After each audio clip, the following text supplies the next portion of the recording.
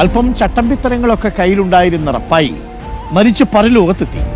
റപ്പായിയെ സ്വർഗത്തിലേക്കാണോ നരകത്തിലേക്കാണോ വിടേണ്ടതെന്ന് തീരുമാനിക്കാൻ ദൈവത്തിന്റെ ജോലിക്കാർ. എവിടെ വിടണം? സ്വർഗത്തിൽ വിടണോ നരകത്തിൽ വിടണം? അയാളുടെ നന്മതിന്മകളുടെ കണക്കെടുക്കാൻ തുടങ്ങി. അപ്പോഴാണ് രസം. റപ്പായി ചെയ്ത നന്മകളും തിന്മകളും ഒരേ അളവ്. എത്ര നന്മ ചെയ്തോ അത്രത്തോളം തിന്മയും ചെയ്തിട്ടുണ്ട്. 50-50.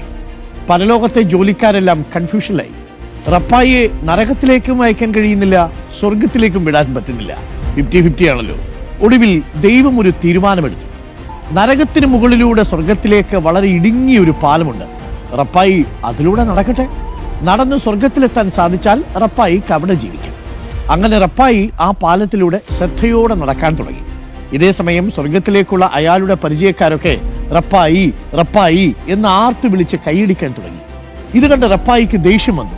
ശ്രദ്ധ തെറ്റിച്ചതിന് റപ്പായി അവരെ ചീത്ത പറഞ്ഞു. ഇതോടെ ആൾക്കാരെ ചീത്ത വിളിച്ചു എന്ന ഒരു തിന്മ കൂടി റപ്പായിയുടെ അക്കൗണ്ടിൽ ചേർന്നു. നന്മയേക്കാൾ കൂടുതൽ തിന്മയായതോടെ റപ്പായി നരകത്തിലേക്ക് വീണു. ഇതാണ് കഥ. നമ്മൾ എപ്പോഴും നമ്മുടെ ലക്ഷ്യത്തിൽ മാത്രം ശ്രദ്ധ കേന്ദ്രീകരിച്ച് മുന്നോട്ട് പോകണം. ചുറ്റുമുള്ളവർ പറയുന്നത് ശ്രദ്ധിക്കാനോ അതിന് മറുപടി പറയാനോ നിൽക്കരുത്. അങ്ങനെ നിന്നു കഴിഞ്ഞാൽ റപ്പായിയെ പോലെ നിങ്ങളും കുഴിയിൽ വീഴും. അപ്പോൾ പ്രിയപ്പെട്ട പ്രേക്ഷകരെ, കുഴിയിൽ വീഴാതെ ലക്ഷ്യസ്ഥാനത്തേക്ക് മാത്രം നിങ്ങൾ നടക്കുക.